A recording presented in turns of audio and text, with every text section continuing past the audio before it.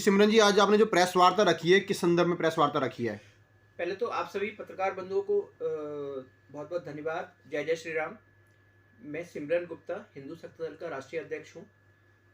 हमारा संगठन आए दिन सनातन धर्म के लिए और हिंदुत्व के लिए अपने स्तर पर कानून के दायरे में रह के कार्य करता रहता है। इसी विषय में राजस्थान में एक अजमेर दरगाह है, उसको लेके हमने 21 तारीख को एक ज्ञापन दिया था एएसआई सर्वे के लिए। अजमेर दरगाह के पास एक जन्नती दरवाज़ा है, जो प्राचीन ग्रंथों में लिखा है कि वहाँ पहले शिवलिंग था, प्राचीन शिव मंदिर था। और एक वहाँ पर 2.5 दिन का झोंपड़ा है, जो हमारे प्राचीन ग्रंथों में लिखा है कि उस जगह पर सरस्वती माता का मंदिर था और सरस्वती महाविद्यालय था। उसी के पास में हमारे हिंदू राजा पृथ्वीराज चौहान के परिवार से थे राजा अजय मेरू, उनके द्वारा बनाया गया तारागढ़ का किला है, जो उनकी बेटी के नाम पर है। उस तारागढ़ के किले में कुछ विशेष समुदाय के लोगों द्वारा अवैध कब्जा किया हुआ है, अवैध रूप से रह रहे हैं। इन सभी बातों को लेकर मैंने जिलाधिकारी महोदय अजमेर को एक ज्ञापन दिया था एएसआई के लिए, डायरेक्टर एएसआई के लिए, कि उस जगह उन सभी जगह का एएसआई सर्वे कराया जाए। जिस तरह हम लोग दिल्ली वक्फ बोर्ड को ऑल इंडिया वक्फ बोर्ड के लिए लीगल कानूनी लड़ाई लड़ रहे हैं, उसी तरह की पहली कड़ी वक्फ बोर्ड के लड़ रहे हैं या उनके खिलाफ लड़ रहे हैं आप? वक्फ बोर्ड के खिलाफ, कि वक्फ बोर्ड की संपत्ति की जांच कराई जाए। दिल्ली में और ऑल इंडिया में कहां कहां पर है, वक्फ बोर्ड ने कितनी संपत्तियों पे अपना कब्जा किया है अवैध रूप से, उसको चलिए, राजस्थान वाला मुद्दा बताइए। राजस्थान वाला है। उसी लिए हमने ज्ञापन दिया था कि उन सभी जगह का एएसआई सर्वे कराया जाए, जो कि एक हमारे प्राचीन लेखक हैं एमए खान साहब, उन्होंने अपनी बुक में यही लिखा है। जो वहाँ के विशेष समुदाय के जो एक उनकी पूजा करते हैं, वहाँ जाके मत्था टेकते हैं, मोइजुद्दीन चिश्ती, वो एक सऊदी गल्फ कंट्री से थे।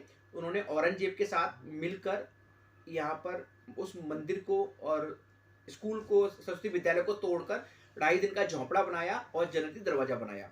मतलब आप कह रहे हैं ज्ञानव्यापी वाला जैसा मसला है उस तरीके से ही? हाँ, ये बिल्कुल।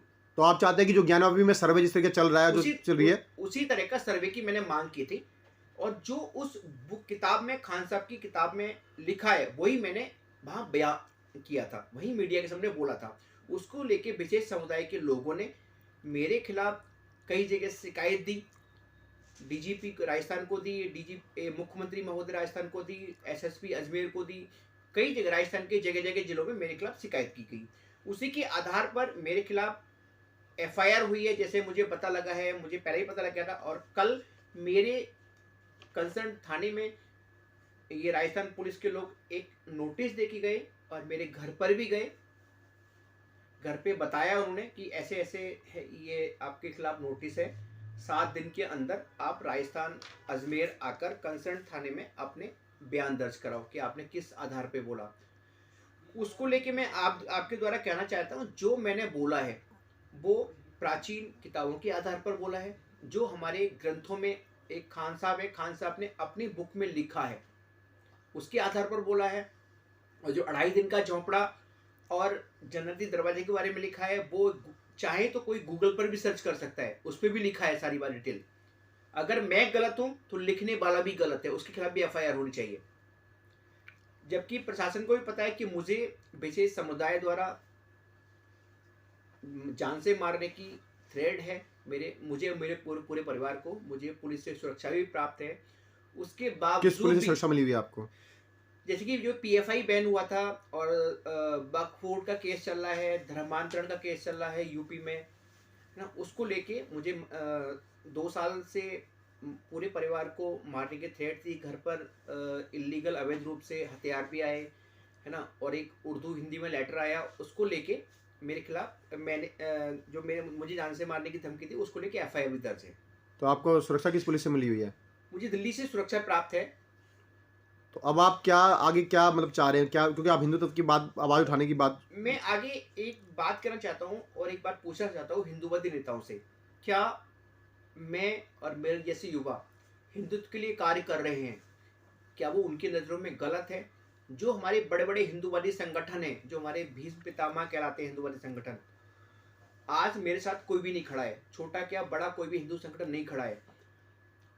ऐसे क्या मैंने गलती कर दी आप लोगों से अलग होके काम किया, आप लोगों को साथ नहीं लिया, ये मेरी गलती है। हाँ, मैं मानता हूँ कि मैंने अलग ही काम किया है, मैं आगे भी हिंदुत्व के लिए काम करूँगा, मगर आपके द्वारा अकेले लड़ाई लड़ रहे हैं आप, ये मैं कहना चाह रहे हैं? अकेला ही लड़ूंगा, अकेला ही बहुत हूँ, इतना मैं डरने वाला नहीं हूँ किसी से, समझे। और दूसरी बात यह है कि मैं राजनीति से दूर रहना चाह रहा था, मगर अब मुझे राजनीति में मजबूरन आना पड़ेगा। मतलब आप क्या कोई पार्टी ज्वाइन करना चाह रहे मैं हैं? पार्टी अभी ज्वाइन नहीं करूंगा, आने वाले वक्त में मैं जो लोकसभा चुनाव हैं नेक्स्ट ईयर मार्च में जो चुनाव होने वाले हैं, अभी 8 या इस साल की बात में कर रहे हैं चुनाव आप? होने वाले हैं। हाँ, अभी थोड़ा समय रह गया है, बस मार्च ही चल रहा है सिमरन जी। 8 मार्च को चार संहिता लग जाएगी इसी साल, इसी महीने। तो मैं इस लोकसभा चुनाव में यूपी के अपनी जन्मस्थली से लोकसभा चुनाव लड़ सकता हूँ। क्या जन्मस्थली है सिमरन जी आपकी? संभल। तो आप संभल से चुनाव लड़ेंगे? हाँ पक्का। तो ये क्या संभल से लोकसभा चुनाव लड़ूंगा मैं। तो क्या किसी पार्टी के बैनर तले चुनाव लड़ेंगे? अभी मैं ये नहीं कह सकता किस पार्टी के चुनाव तो लड़ूंगा, मगर इतना है कि हिंदूवादी नेता होने के कारण, हिंदूवादी होने के कारण, एक सनातन धर्म से हूँ, हिंदू हूँ, तो मैं संभल से अपने बलबूते पर और बिना पार्टी के चुनाव लड़ूंगा। मतलब वही आने वाला वक्त बताया कि निर्दलीय लड़ता हूँ या किसी पार्टी से लड़ता हूँ। बीजेपी ने टिकट फाइनल कर दी संभल से अपनी? बीजेपी ने कर दी हो, उनका स्वागत है, वो जिसे चाहे टिकट दें, मगर मुझे अपना पता है कि मैं संभल से लोकसभा चुनाव लड़ूंगा। तो मतलब सिमरन गुप्ता जी कह रहे हैं जो हिंदुवादी नेता है वो अब राजनीति में उतरने जा रहे हैं? हाँ, और मैं चुनाव लड़ूंगा अपने सनातन धर्म के लिए, हिंदुत्व की रक्षा के लिए। ठीक है सिमरन जी। ये 4 सीटें तो क्यों बोल देते तुम?